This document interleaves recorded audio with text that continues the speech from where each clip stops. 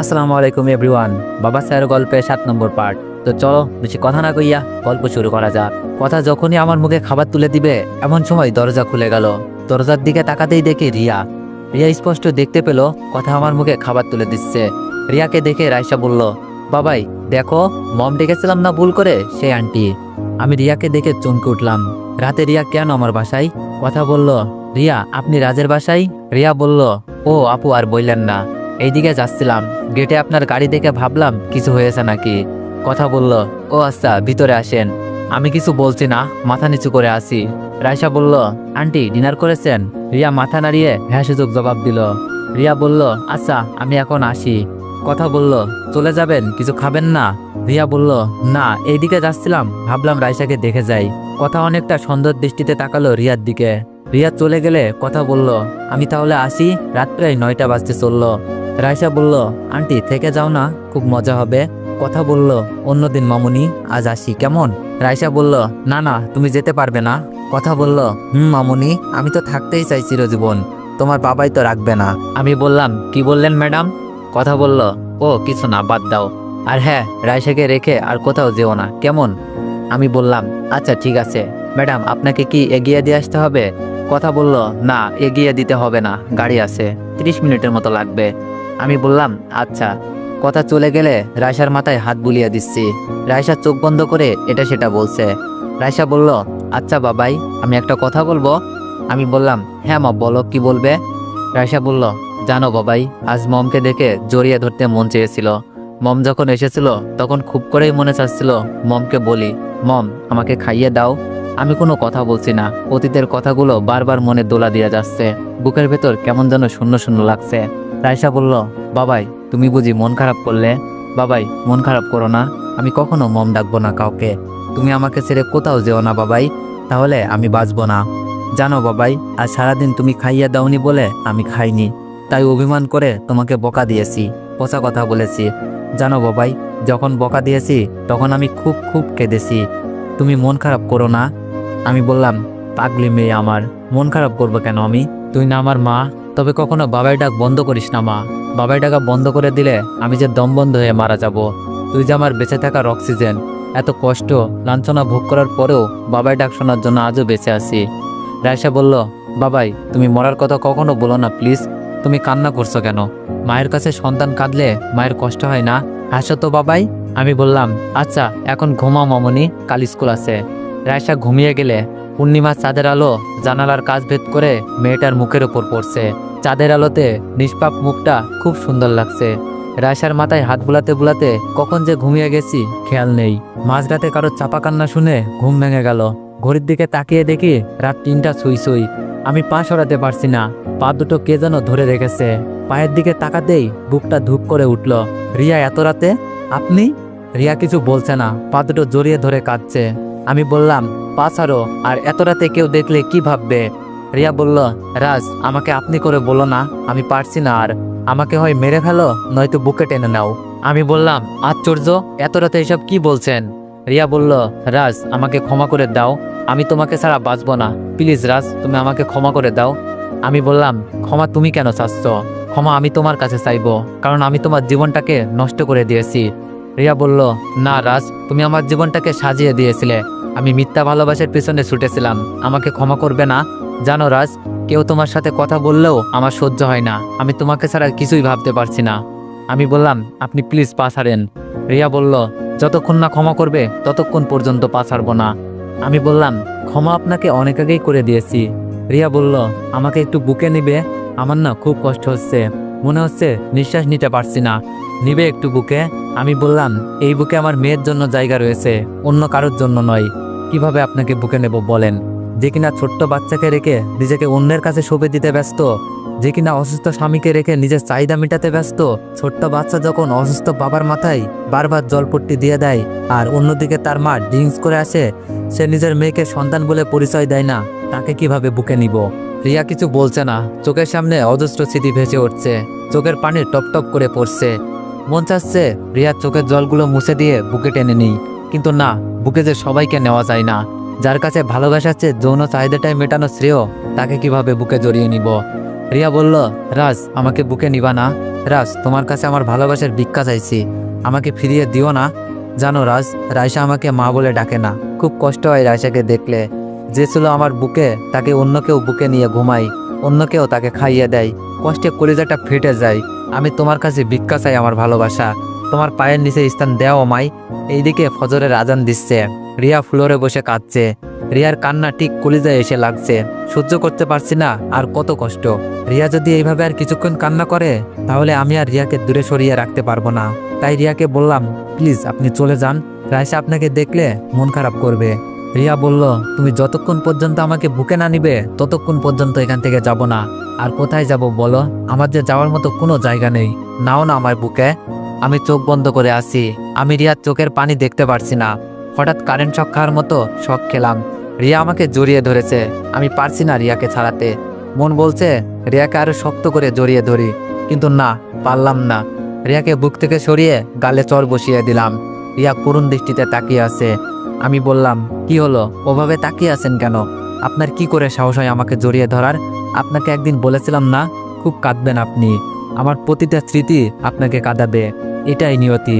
রিয়া এখন অনেকটাই শব্দ করে কাঁদছে। আমার ভেতরটা চুরমার হয়ে যাচ্ছে। কি করব ভেবে পাচ্ছি না। রিয়াকে পারছি না আর কিছু বলতে। রিয়া এখানে থাকলে নিজের সাথেই যুদ্ধ করে নিজেই হেরে যাব। তাই রিয়াকে বললাম, তুমি যদি এখান থেকে না যাও তাহলে আমার মরা মুখ দেখবে।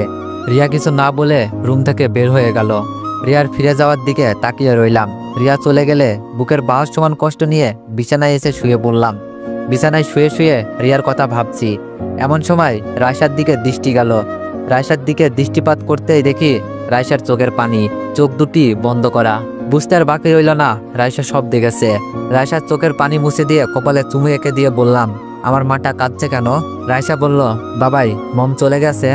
আমি বললাম, তুমি জেগেছিলে মামুনি? রায়সা বলল, বাবাই। মমের কান্না শুনে ঘুম ভেঙে যায়।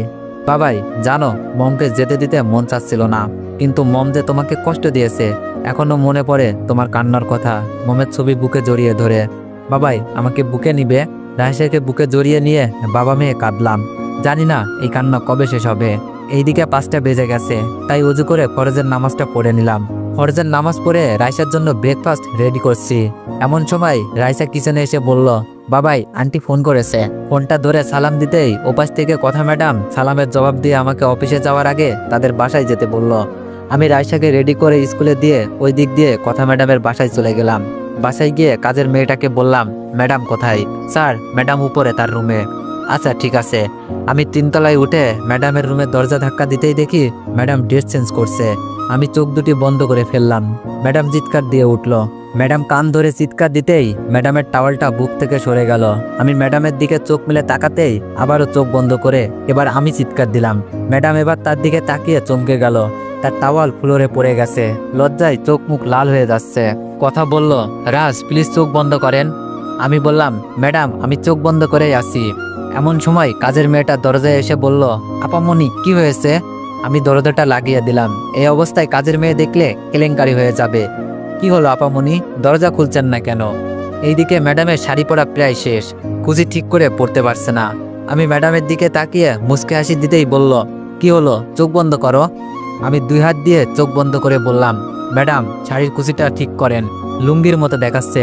ম্যাডাম তাকিয়ে দেখে সত্যিই কুচি লুঙ্গির মতো ফুলে আছে। কেন জানি আর শাড়িটা ঠিক মতো পরতে পারছে না। কথা বলল, কি হলো, চোখ বন্ধ করেও হাঁটছো কেন? আমি বললাম, কই হাঁটছি না তো। কথা বলল, তুমি এখনো হাঁটছো। আমি বললাম, হাসবো না তো কি করব, আপনি লুঙ্গির মতো করে শাড়ি পরেছেন। কথা বলল, না এসে এত পারো তো কুচিটা ঠিক করে দাও। আমি বললাম, সরি ম্যাডাম আমি পারি না। কথা বলল, জানতাম পারবে না। শোনো, যেটা নিজে পারো না সেটা কেউ না পারলে তা নিয়ে মজা করো না। কথা বলল, আবার হাঁটছো কেন? আমি বললাম, ম্যাডাম আপনার কথা শুনে। কথা বলল, হয়েছে হাসতে হবে না, এতই যদি হাসতে পারো দেখি শাড়ির কুচিটা ঠিক করে দাও। আমি কিছু না বলে ম্যাডামের শাড়ির কুচি দিচ্ছি। ম্যাডাম বাধা দিতে চেয়েও থেমে গেল। বিস্ময়ে আমার দিকে তাকিয়ে আছে ম্যাডাম। আমি কাপা কাপা হাতে শাড়ির কুচি দিচ্ছি। ম্যাডাম মূর্তির মতো দাঁড়িয়ে আছে, মনে হচ্ছে জাদুঘরে রাখা কোনো মমি। চোখ জোড়া যে এত সুন্দর আজ প্রথম চোখে চোখ রেখে বুঝলাম। শাড়ির কুচি দেয়া শেষ হলে যখনই কুচিটা নাভির কাছে গুজে দিব এমন সময় কথা তার চোখ বন্ধ করে ফেলল। কথার নিঃশ্বাস ঘন হয়ে আসছে। কথার চেহারায় রিয়াকে দেখতে পাচ্ছি। মনে হচ্ছে রিয়া দাঁড়িয়ে আছে, আমি তার শাড়ি পরিয়ে দিচ্ছি। হঠাৎ মনে পড়ল, এটা কি করছি, এটা তো ঠিক না। কথার দিকে তাকিয়ে দেখি কথা চোখ বন্ধ করে আছে। আমি কি করব ভেবে পাচ্ছি না। একবার ভাবছি শাড়িটা কোমরে গুজে দিই, আবার মন সায় দিচ্ছে না। শয়তানের প্ররোচনায় দৃঢ়ভাবে প্রবাহিত করছে। শেষ পর্যন্ত আর পড়াতে পারলাম না। কথা বলল, কি হলো রাজ, কুচি দিয়েছ? আমি বললাম, না ম্যাডাম। চোখ খোলেন। কথা বলল, কুচি গুজে দাও না কেন? আমি বললাম, ম্যাডাম আমি কুচি দিয়ে দিয়েছি, এখন আপনি আপনার কোমরে গুজে দেন। কথা বলল, ও আচ্ছা। কথা কোমরে কুচি গুজতে গুজতে বলল, কি হলো, তাকিয়ে আছো কেন? আমি কিছু না বলে রুম থেকে বেরিয়ে পড়লাম। মাথাটা ভুবো করছে, মনে হচ্ছে ঘোরের মাঝে ছিলাম, মাতাল অবস্থায়। না, এটা ঠিক না। আল্লাহ আমাকে এসব থেকে রক্ষা করো, মনে মনে বলছে। রুম থেকে বের হতেই কাজের মেয়েটা জিজ্ঞেস করলো, স্যার রুমে কে চিৎকার দিল? আমি বললাম, কই না তো। মেয়েটা বলল, আমি স্পষ্ট শুনতে পেলাম উপর থেকে কারো চিৎকারের আওয়াজ আসলো। আর দরজা খুলছিলেন না কেন? আমি বললাম, ও টিভি অন ছিল, সেই শব্দ মনে হয় শুনেছ। হতে পারে স্যার, আচ্ছা আমি আসি। কথা বলল, চলো রাজ, আমি রেডি। ম্যাডামের দিকে তাকাতেই চোখ নামিয়ে ফেললাম। ম্যাডামকে আজ অপূর্ব লাগছে। কথা বলল, কি হলো, অফিসে যাবে না? আমি বললাম, যাবো তো। কথা বলল, আচ্ছা রাজ, আমি তোমার চেয়ে কি বড়? আপনি করে ডাকলে নিজেকে বুড়ি বুড়ি লাগে। আমি হাসি দিয়ে বললাম, বুড়ি না ম্যাডাম, আপনাকে 80 বছরের বুড়ি লাগে। কথা বলল, সিরিয়াসলি রাজ, আমি কিন্তু রেগে যাচ্ছি। আমি বললাম, শুনেন ম্যাডাম, রাগের কিছু নাই। আপনি বয়সে বড় না হলেও সম্মানের দিক থেকে আপনি বড়, কারণ আপনি আমার মালিক আর আপনার সামান্য কর্মচারী আমি। মালিক আর কর্মচারীর সম্পর্ক আপনি পর্যন্ত থাকাই শ্রেয়। কথা বলল, ও তুমিও না, একটা কথা জিজ্ঞেস করলাম আর তুমি সবকিছু শুনিয়ে দিচ্ছ। শোনো, আজকের পর থেকে আমাকে তুমি করে বলবে, এটাই আমার মালিক হিসাবে আদেশ। আমি বললাম, আচ্ছা ম্যাডাম। কথা বলল, আবার ম্যাডাম। আচ্ছা গাড়িতে ওঠো। আমি পিছনে গিয়ে বসলাম। কথা বলল, কি হলো রাজ, পিছনে কেন, সামনে আসো। আমি কিছু না বলে ম্যাডামের পাশে গিয়ে বসলাম। ম্যাডাম গাড়ি চালাচ্ছে। আমি পাশে বসে ম্যাডামের বাসায় ঘটে যাওয়া বিষয় নিয়ে ভাবছি। কি বিভ্রান্তিতে না পড়েছিলাম, আল্লাহর সম্মানটা রক্ষা করেছে। কথা বলল, আচ্ছা রাজ, বাইরের দিকে তাকিয়ে কি ভাবছো? আমি বললাম, না কিছু না। কথা বলল, আচ্ছা রাজ, বলো তো একটা মেয়ের সবচেয়ে মূল্যবান জিনিস কি? আমি কিছু বুঝছি না কি বলবো, তাই চুপচাপ বসে আছি। কথা বলল, কি হলো বলো। আমি বললাম, আমি যতটুকু জানি ম্যাডাম, তাহলে একটা মেয়ের সতীত্ব তার কাছে সবচেয়ে মূল্যবান। কথা বলল, ও আচ্ছা। জানো রাজ, ভুল করেও একজনকে ভালোবেসে ফেলেছিলাম। ভালোবাসাটা ওর কাছে স্বার্থের থাকলেও আমার কাছে ছিল পবিত্র। তবে কি জানো, ওর সাথে 2 বছর রিলেশনে কিছুই হয়নি, একটা পাপ্পি পর্যন্ত দেয়নি। আমি চেয়েছি বিয়ের পর আমার শুদ্ধতম ভালোবাসাটা তাকে উপহার দিতে, কিন্তু পারিনি। সে তার আগেই তার মুখোশ উন্মোচন করেছে। সত্যি আল্লাহ তাআলা মহান, যা করেন তার বান্দার মঙ্গলের জন্যই করেন। তবে কি জানো রাজ, আমার সতীত্ব দেখার প্রথম পুরুষটা তুমি। জানি না আজ কি থেকে কি হয়ে গেল। আজ তুমি আমার শরীরের বিশেষ অঙ্গ অনিচ্ছাকৃতভাবেও দেখে ফেলেছ, যেটা একটা নারীর জন্য কতটা দৃষ্টিকটু। আমি বললাম, সরি ম্যাডাম, ক্ষমা করবেন, আমি সত্যি ভুল করে ফেলেছি। আর জানতাম না আপনি রুমের ড্রেস চেঞ্জ করতেছিলেন, আর ভুলটা আমারই ছিল, নক না করে রুমে ঢুকেছিলাম। আমাকে প্লিজ ক্ষমা করে দিয়েন। কথা বলল, রাজ প্লিজ ক্ষমা চেও না, ভুলটা আমারই, দরজা লক না করে ড্রেস চেঞ্জ করা। একটা সত্যি কথা বলবো রাজ? আমি বললাম, হ্যাঁ বলেন ম্যাডাম। কথা আমার হাতের উপর হাতটা রাখলো। নরম হাতের স্পর্শ শরীরটা কেমন যেন করে উঠল। ম্যাডাম আমার হাতের উপর হাতটা রেখে বলল, রাজ আমি আর দ্বিতীয় কাউকে সতীত্ব দেখাতে চাই না। আমি বললাম, মানে? ম্যাডামের হাতের নিচ থেকে হাতটা সরিয়ে ফেললাম। মনে মনে বললাম, এই হাত শুধু রাইসাকে পথ দেখানোর, কারো হাতে হাত রাখার জন্য নয়। কথা বলল, কি হলো, হাত সরিয়ে নিলে কেন? আমি বললাম, ম্যাডাম অফিসে এসে পড়েছি। ম্যাডাম কিছু বলতে চেয়েও থেমে গেল। গাড়ি থেকে নেমে অফিসে গিয়ে দেখি ডেস্কে একটা চিরকুট। ডেস্কে বসে চিরকুটটা দেখে বুঝতে বাকি রইল না এটা রিয়া দিয়েছে। চিঠির ভাঁজ খুলতেই দেখতে পেলাম কালো কালিতে কিছু গোছানো শব্দগুলো। অগোছানো জীবনকে গোছানোর বৃথা চেষ্টা করছে। রিয়া উকি দিয়ে দেখছে আমি চিঠিটা পড়ছি। আমি চিঠি পড়তে পড়তে শেষ দেখলাম ব্র্যাকেটে লেখা, লাঞ্চের সময় তোমার জন্য খাবার নিয়ে এসেছি। ভালো না বাঁচতে পারলেও আজ আমার সাথে লাঞ্চ করো। আজ তোমার পছন্দের সর্ষে ইলিশ রেঁধেছি। ইতি তোমার অভাগী। চিঠিটা পড়ে শেষ করে বুক পকেটে রেখে দিলাম। লাঞ্চের সময় যখন ডেস্ক থেকে উঠে ক্যান্টিনে যাচ্ছি, এমন সময় কথা এসে বলল, রাত চলো, লাঞ্চের সময় হয়ে গেছে, লাঞ্চ করে আসি। আমি বললাম, ম্যাডাম আমি ক্যান্টিন থেকে খেয়ে নিব। কথা বলল, দূর, আসো না, আমিও সবার সাথে ক্যান্টিনে খাবো। কথা আমাকে এক প্রকার জোর করেই ক্যান্টিনে নিয়ে গেল। ম্যাডাম আমাকে নিয়ে রিয়ার পাশের টেবিলে বসলো। রিয়ার টিফিন বাটি থেকে খাবার বের করতেই দেখে আমি কথা ম্যাডামের সাথে খাচ্ছি। রিয়া আমাকে কথার সাথে দেখে চোখের পানি আর ধরে রাখতে পারলো না। রিয়ার চোখের পানি গড়িয়ে পড়ছে খাবারে। খাবার মুখে দিতে গিয়েও পারছে না। মন চাচ্ছে রিয়ার চোখের পানিটা মুছে দিই, কিন্তু না, সেটা যে আর সম্ভব না। কথা বলল, কি হলো রাজ, খাচ্ছ না কেন? হঠাৎ কথার চোখ গেল রিয়ার দিকে। কথা খেয়াল করলো তার পাশের টেবিলে রিয়া কাঁদছে।